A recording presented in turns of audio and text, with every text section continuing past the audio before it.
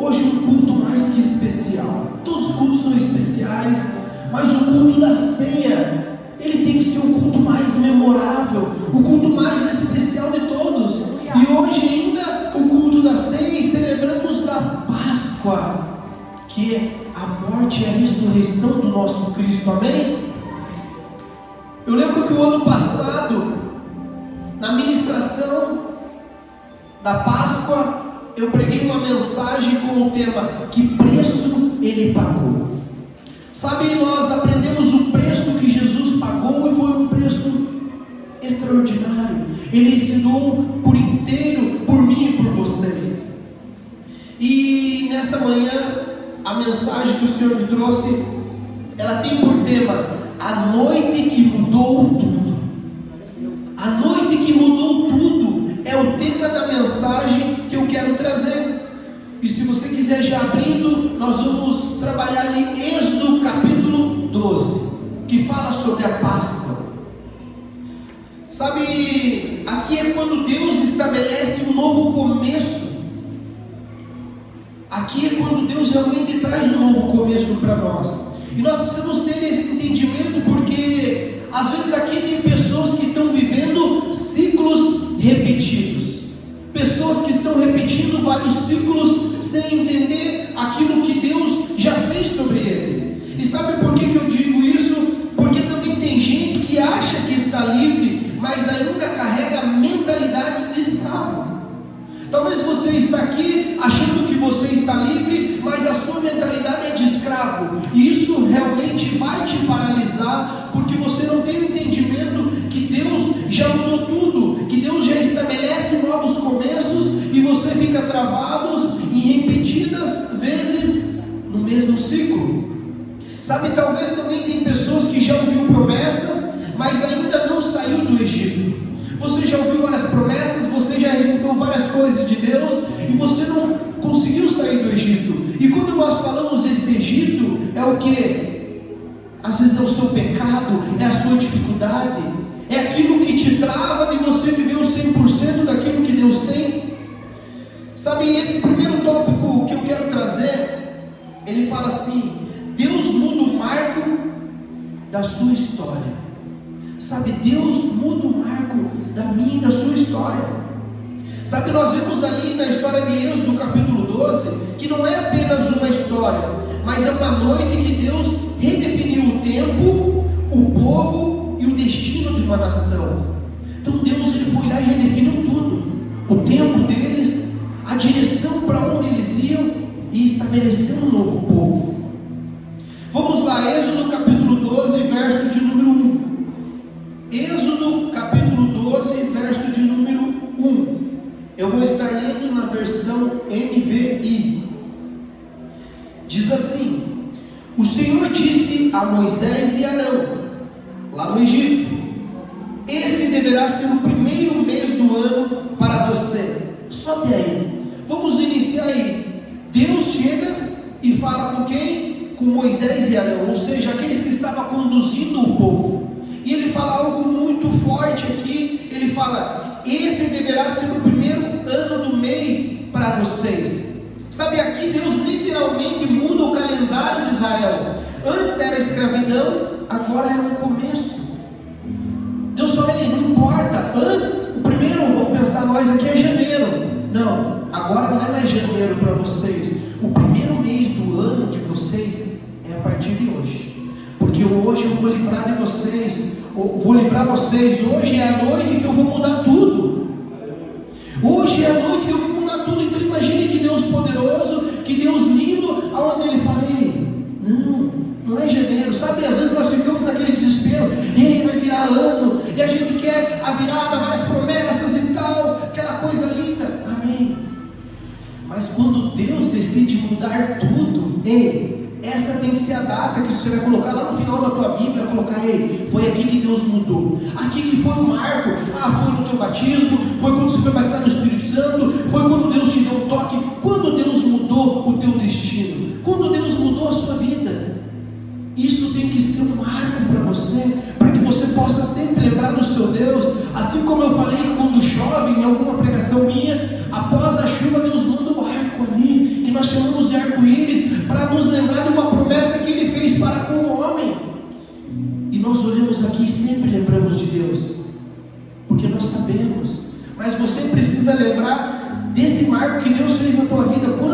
mudou.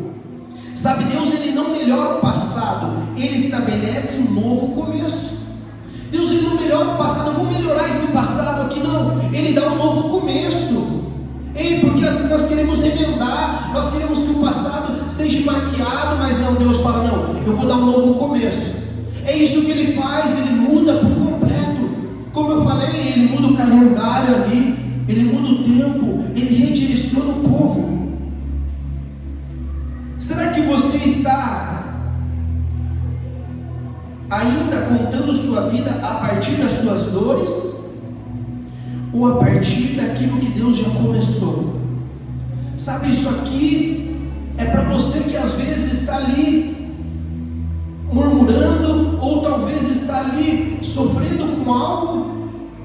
Você conta a sua vida a partir das suas dores, ou a partir daquilo que Deus fez? Porque nós não podemos ficar, como diz, chorando pelo leite derramado. Nós não podemos ficar murmurando por algo lá atrás. Não, ó, nós sofremos no Egito, e foi assim, e o faraó nos escravizava, e vinha uma praga e vinha outra. E às vezes você fica, não, porque o meu pai foi ruim comigo. Sabe, ninguém nunca me deu carinho, ninguém nunca me deu amor. Essa é a minha dificuldade. Eu fui traído, eu fui traída, as pessoas não me valorizam. Sabe, não esteja contando a sua vida a partir das suas dores. Esteja contando a partir daquilo que Deus já fez, aquilo que Ele prometeu, aquilo que Ele foi. É aquele lugar que você vai, aquele é o lugar, a terra que manda leite e mel, é o teu destino. Porque ainda você chora, porque ainda você fica olhando para essas coisas. Ei, o Senhor quer mudar. Se você não saiu desse estado, Deus quer mudar a tua história hoje. Sabe, assim como Ele fez aqui a noite que mudou tudo, Ele quer mudar tudo de novo com nós. Ele é poderoso para fazer infinitamente mais de tudo que pedimos ou pensamos. Toda redenção começa redefinindo o tempo. Sabe, nós precisamos redefinir o tempo daquilo que Deus tem para nós. Ei, esse é o tempo, Senhor. Eu quero andar debaixo da tua nuvem. Eu sempre falo isso. E aqui é exatamente sobre essa passagem. Depois que acaba a Páscoa, eles começam a sair. Eles saem na presença do Senhor. E nós vamos ver aqui que Deus, ao longo dessa mensagem, Ele dá todas as instruções. Como eles tinham que sair, o que eles tinham que fazer para estar protegido. Deus ele faz isso conosco, só que nós não estamos prontos para ouvir Ele. Como eu falei, às vezes nós estamos aqui no nosso sofrimento, a nossa dor é tão grande e parece que ela é maior do que o nosso Deus. Nós temos que entender que o nosso Deus é maior do que tudo, do que todos. O segundo ponto que eu quero trazer aqui é: o Cordeiro define quem vive e quem morre. O Cordeiro é que define quem vive e quem morre. Ou seja, em outras palavras, é Ele que dá a proteção, é Ele que olha por nós. Êxodo 12 ainda, nós vamos ler o 5 e o 7, que ele fala sobre o Cordeiro e o sangue. Êxodo capítulo 12, verso 5, diz assim: o animal escolhido será macho de 1 ano, sem defeito, e pode ser cordeiro ou cabrito. Guardem-no até o 14º dia do mês, quando toda a comunidade de Israel irá sacrificá-lo ao pôr do sol. Passem então um pouco de sangue nas laterais e nas vigas superiores das portas das casas nas quais vocês comerão o animal. E ele continua, que agora no 12 e o 13: naquela mesma noite passarei pelo Egito e matarei todos os primogênitos, tanto dos homens quanto dos animais, e executarei juízo sobre todos os deuses do Egito. Eu, o Senhor. O sangue será um sinal para indicar as casas em qual vocês estiverem. Quando eu vir o sangue, passarei adiante. A praga de destruição não os atingirá quando eu ferir o Egito. Sabe, aqui é lindo nós vendo como ele ensinou como usar o sangue. Sabe, o sangue, ele não era apenas algo normal. Simbolismo. Não, era algo definitivo para eles. Eles tinham que saber que aquilo que ia determinar quem ia morrer e quem ia viver. Sabe, isso aqui, ele se conecta. Nós vemos que aqui o Antigo Testamento, ele apontava para Cristo. Aqui ele falava, vocês vão lá, vocês vão preparar, tem que ser o macho, o primogênito, e vocês vão sacrificar na casa, e o que vocês vão fazer? Vocês vão passar o sangue dele na porta, tanto nas laterais, quanto fosse, vamos pensar um golzinho, como se fosse uma travinha inteira aqui, toda a parte da porta ali. Eu não sei quem é os pedreiros, podem lembrar, eu sei o nome, caixilho, né? Eu acho que hoje a gente chama de caixilho da porta ali. Então, você tinha que passar ali. E o que acontecia? A destruição ia passar, e essa destruição era o próprio Deus, gente. Então nós temos que entender, quando Deus fala que Ele é Deus consumidor, é o mesmo Deus que te purifica com fogo, e é o mesmo Deus que pode te matar no fogo do inferno.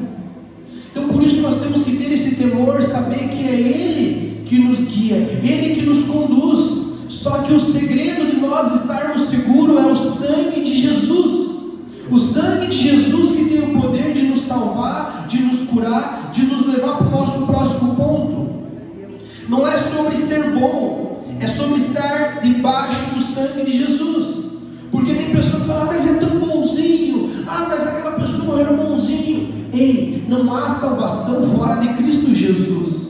É o sangue de Jesus que nos dá a salvação. O sangue de Jesus nos aponta para a aliança. E ele fala, como eu iniciei aqui, aquele que crê em mim, ainda que morra, ou ainda que esteja morto, viverá. Isso está escrito em várias lápides. Mas não adianta só estar escrito de bonito. Se aquela pessoa não estiver em Cristo Jesus, só foi uma frase bonita, ou só foi um verso. Mas aquele que crê em mim e vive, ele viverá eternamente.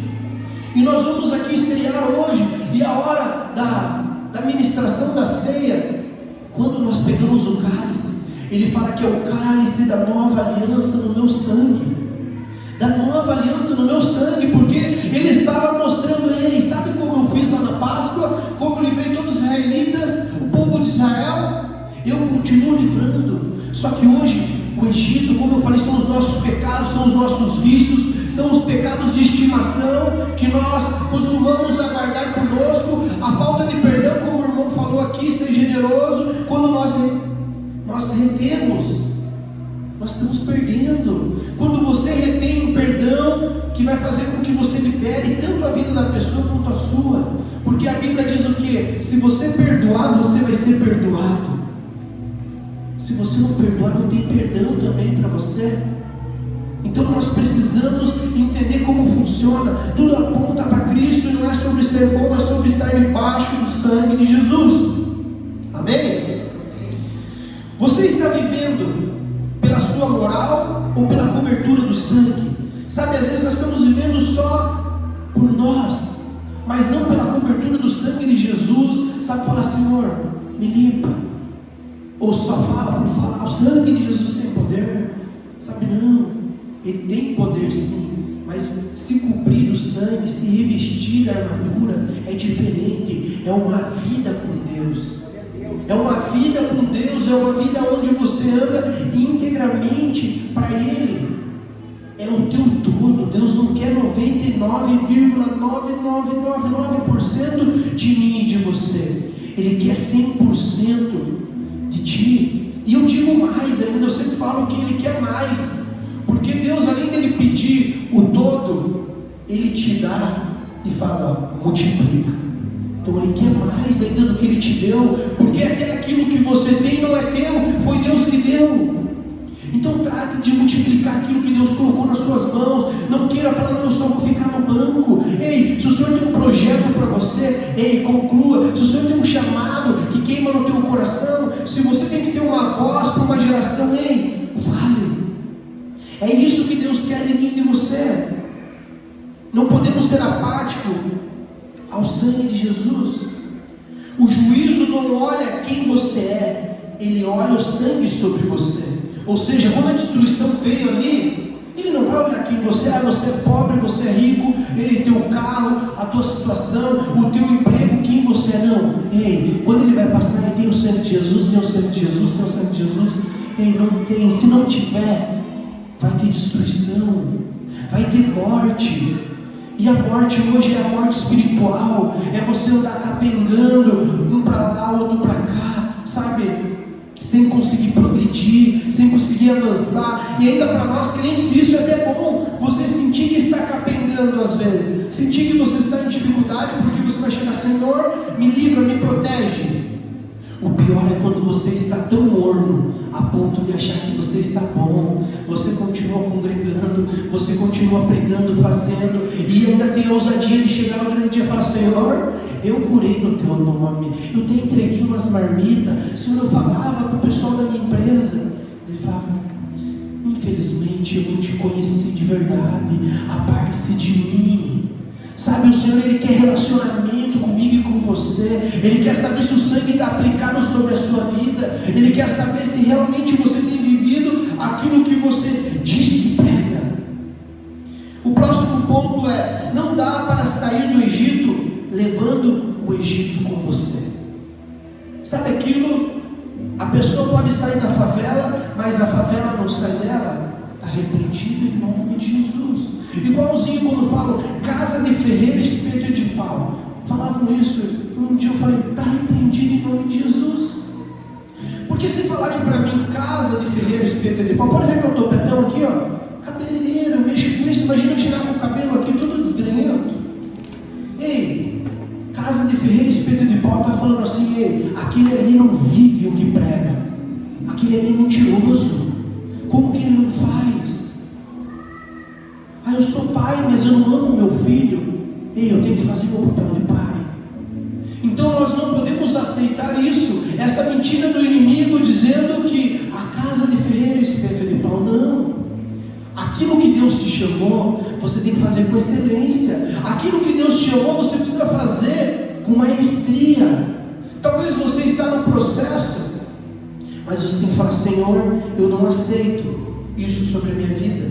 Eu não quero que o Egito seja o meu companheiro na caminhada, mas eu quero deixar o Egito para lá. Eu quero ir até a terra prometida, Senhor. Agora vamos lá, Êxodo capítulo 12, verso 15. Êxodo 12, verso 15. Esse verso aqui, ele carrega toda a ideia de santificação, porque ele diz, sejam santo, porque eu sou santo. Sem santidade ninguém verá Deus. Eu já preguei aqui para os jovens que a santidade é o passaporte do céu. Nós precisamos de um passaporte para poder ir para o país, mas para entrar no céu tem que ter santidade, porque sem santidade ninguém verá Deus. Imagine você chega lá, todo faceiro também, de Efraim, mas as tuas vestes não são brancas. É aquilo. Imagine perto do Senhor, qualquer manchinha suja ele vai ver, porque ele é alvo como a neve. Sabe quando você está com uma roupa branca e às vezes você deixa muito tempo guardado, e às vezes cria aquele amareladinho? Nem aquilo. Você precisa ser santo. Só que ser santo não é nunca pecar.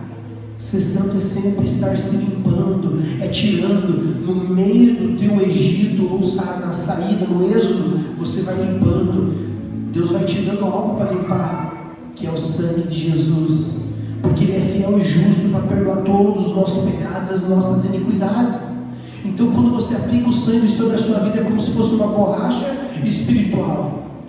Só que tem que haver arrependimento, tem que haver arrependimento sobre nós, para que a gente possa crescer de fé em fé, de glória em glória. O verso 15 diz assim: durante 7 dias comam pão sem fermento. No primeiro dia tirem de casa o fermento, porque quem come qualquer coisa fermentada, do primeiro ao 7º dia, será eliminado de Israel. Eu achei estranho aqui, curioso, como eu falei, eu sempre fico perguntando para o texto, Senhor, o que você quer dizer? Às vezes nós lemos só corrido, você fala, pediu para tirar fermento, beleza. Mas primeiro ele falou, não coma o fermento. Ele podia muito bem ordenar, falar como a gente fala para o nosso filho, não come isso bolo na frente dele e fala: não coma, filho, ou não come esse chocolate, o mais gostoso ali. Ele mandou tirar. Isso eu quero aplicar sobre as nossas vidas, porque às vezes você está só tentando pela força do teu braço, você sabe que não pode fazer, mas o que Deus está pedindo para você é tirar para fora. Tira isso de perto de você. Se isso te faz pecar, não fique próximo, não fique perto. Ele está falando ali, no primeiro dia, tirem de casa o fermento, porque qualquer um que comer algo fermentado será eliminado. Ele podia só dar uma ordem, mas ele fala: tire de perto. E o pecado é assim, meus amados, porque ele está falando de santificação aqui.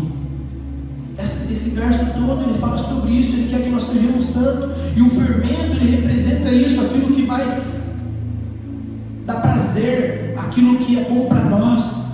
Mas ele está falando: não é assim que eu quero. Sabe, sem fermento, sem contaminação do passado. Sabe, ele não quer que você se contamine também com o seu passado. Ele não quer que você lembre daquilo que era bom lá. Porque era tão bom. Igual aqueles irmãos que vêm dar um testemunho: pastor, deixa eu dar um testemunho top aí. E ele chega aqui: não, porque eu matava, porque eu saí, eu era da prostituição. Só volta e fala: é tempinho bom. Sabe que a pessoa está ali com alegria.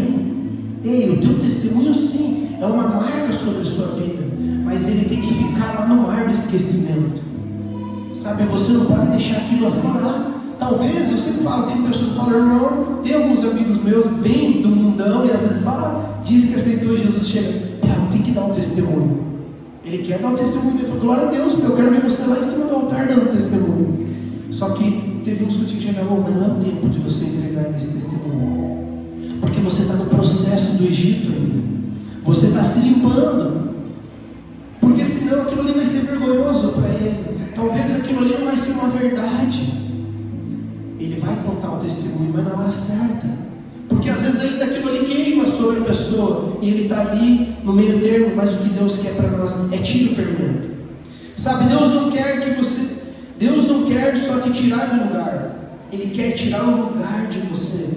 Como eu falei sobre o pobre, Ele quer tirar a pobreza dentro de você, Ele quer tirar o Egito dentro de você, Ele quer tirar aquilo que dói para você, quando você faz, porque o pecado é assim: você vai, peca, e você sabe que aquilo dói.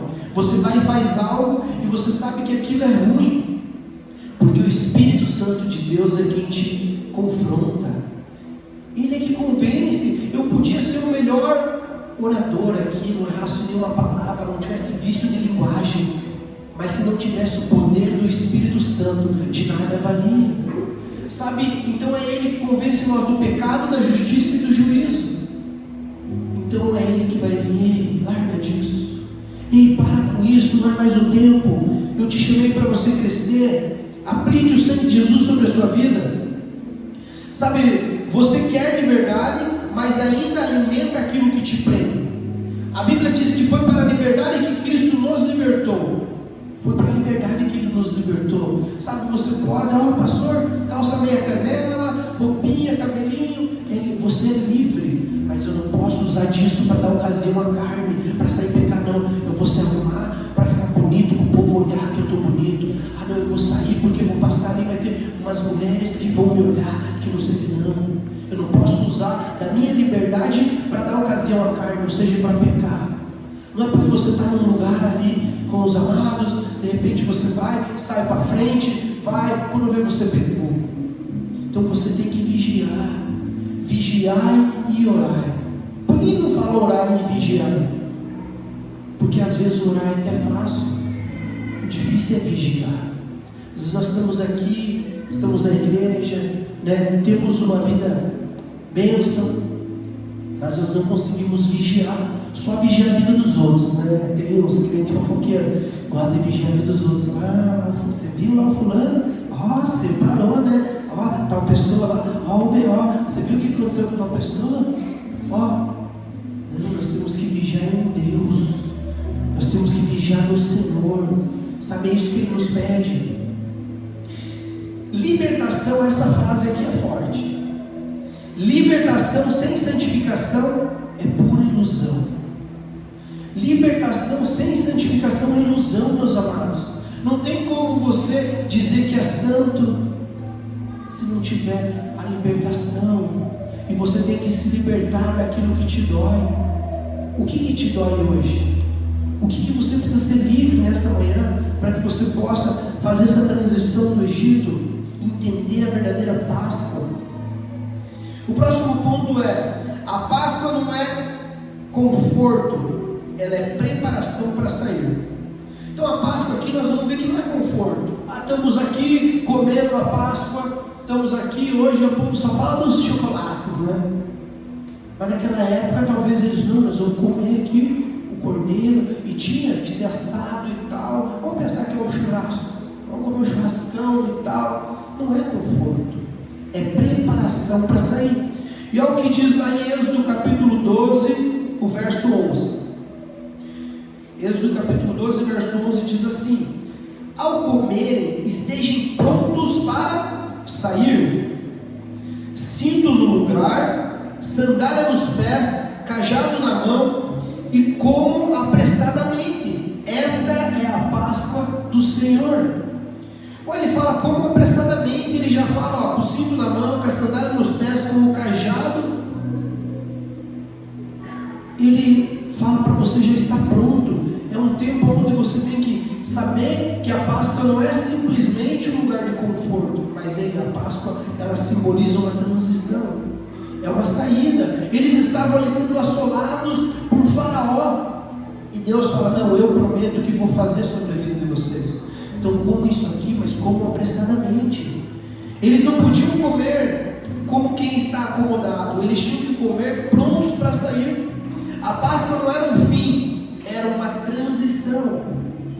Ou seja, vamos pensar a própria ceia, ela não é um fim, ela simplesmente é uma memória que nós fazemos até que Ele venha. Nós ceamos até que Ele venha. Então nós sabemos que é uma transição, que a qualquer momento pode soar a trombeta e nós vamos ser arrebatados aos céus. Até vi um meme engraçado no Reels, sei lá o que foi, aonde estava uma menina, uma correria, ambulância, loucurada, sabe assim, passando moto e aqueles do e tal, e não sei o que. Daí a guria bem passa, sentadinha assim, lendo um livro, e daí fala assim: o crente não se importa com nenhum tipo de barulho, só com esse. Daí vem assim, de repente começa um barulho de trombeta, e faz o barulho da trombeta, e é verdade. Aquela pessoa que está em Cristo Jesus, eu senti naquele vídeo, é como se aquela pessoa tinha a paz que excede todo entendimento, porque estava naquela loucura por trás dela, barulho de sirene, os caras dando grau com moto, pá. Daí de repente, quando ela ouviu as trombetas tocarem, ela parou de ler, tipo, sentia assim como se ela estivesse pronta. Ei, Senhor, e assim que tem que ser conosco.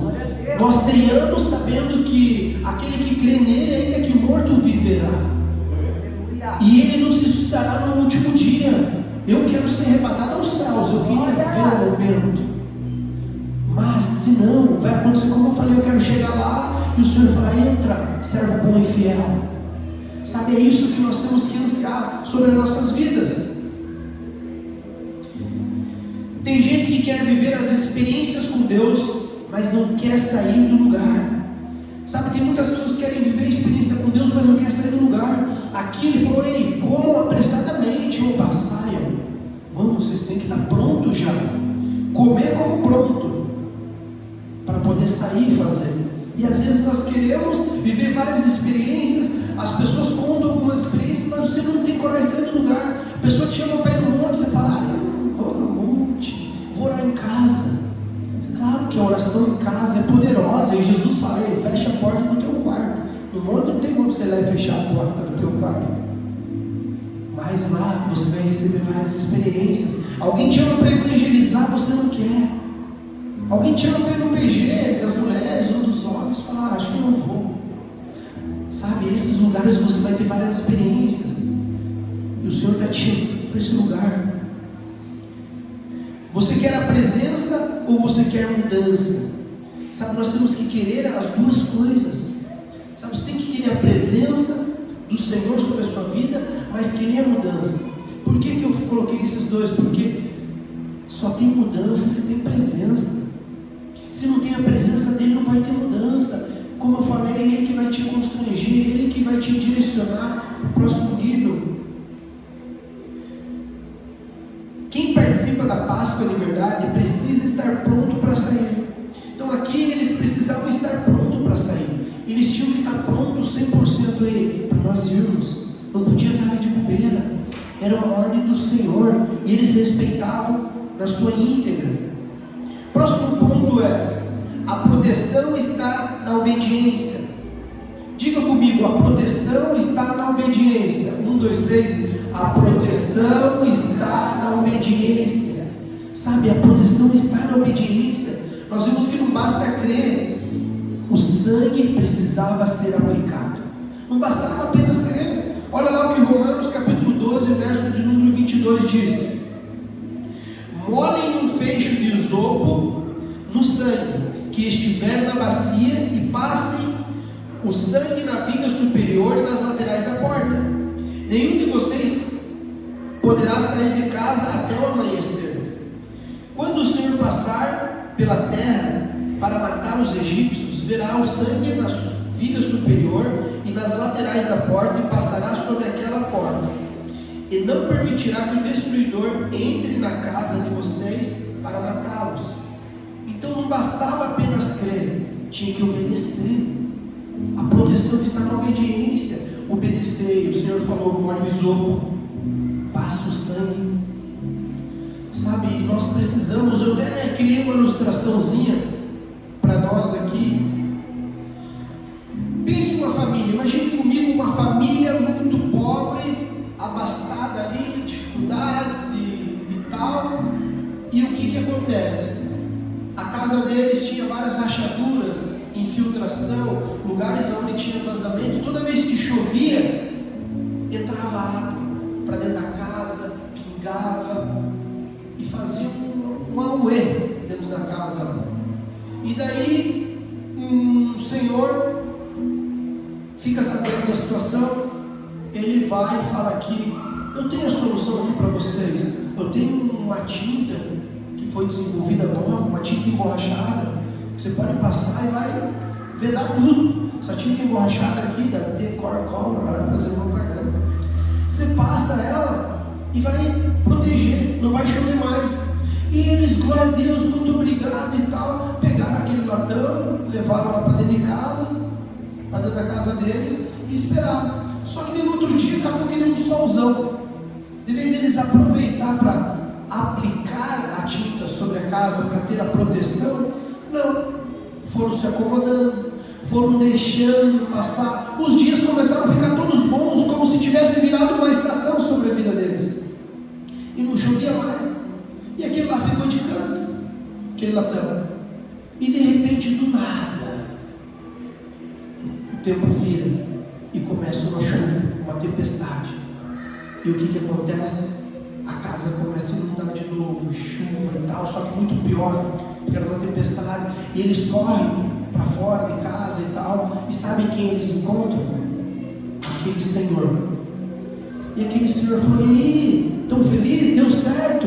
Aplicaram a tinta. E eles envergonharam, só disseram que não. E qual é a moral da história?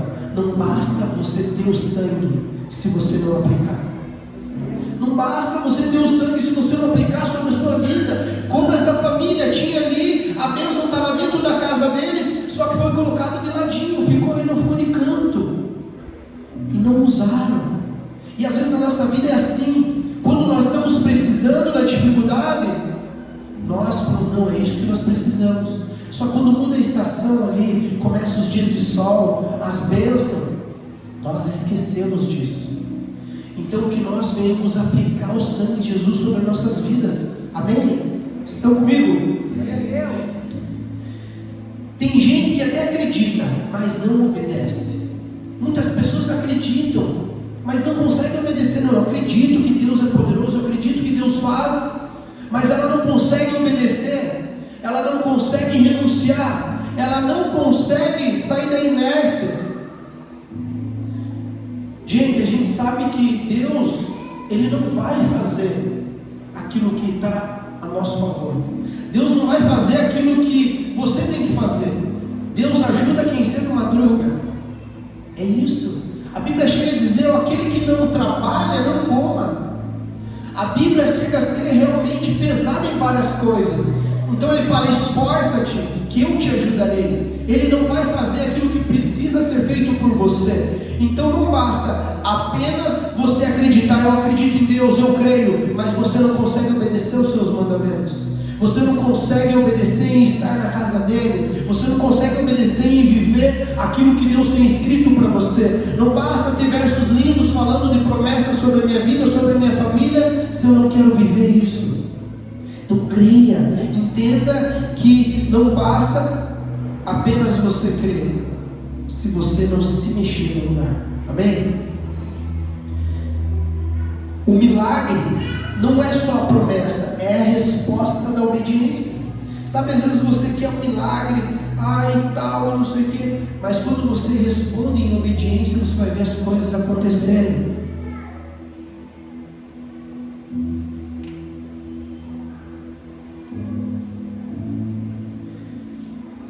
Próximo ponto: Deus sabe o momento exato de te tirar.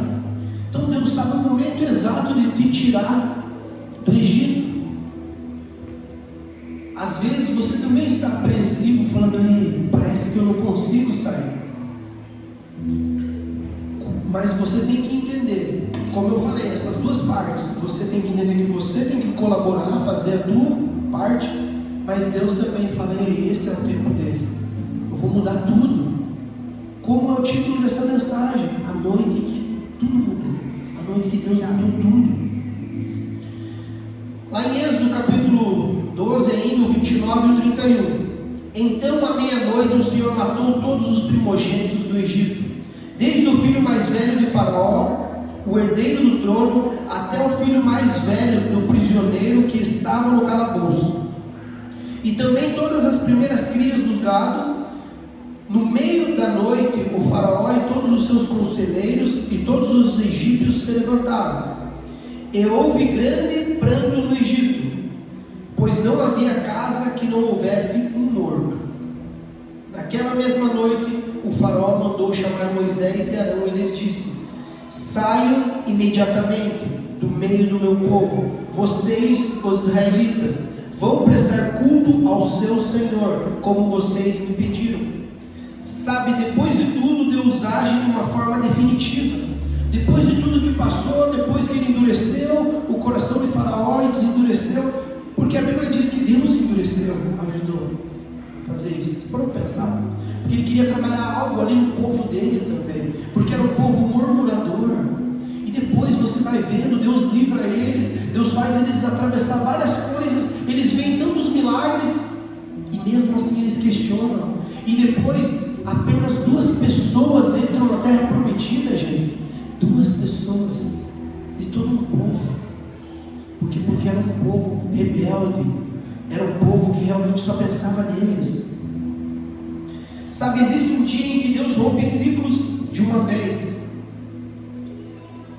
Sabe, às vezes Deus quer repetir, você está repetindo vários ciclos, mas chega um dia que Deus vai e rompe isso de uma vez. Só que você tem que clamar, você tem que pedir: Senhor, eu não quero mais isso. Mas será que você está preparado para sair quando Deus te liberar? Você tem que estar preparado. Quando Deus decide, ninguém segura a saída. O último ponto aqui para nós finalizarmos é: nem todo mundo pode participar.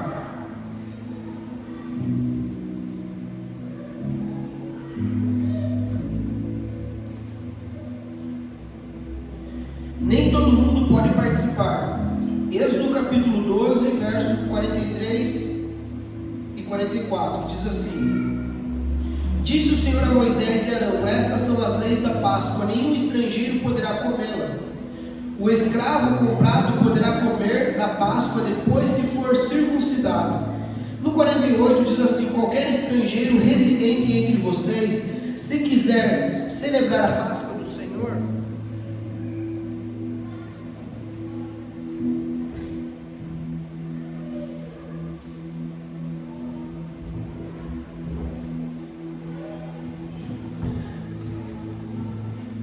Qualquer estrangeiro residente entre vocês que quiser celebrar a Páscoa do Senhor, terá que circuncidar todos os do sexo masculino da sua família. Então poderá participar como natural da terra. Nenhum incircunciso poderá participar. Aqui o que o Senhor está dizendo para nós? Sem aliança não tem participação. Então ele quer que tenha aliança. Sabe aquilo que o Senhor falou comigo?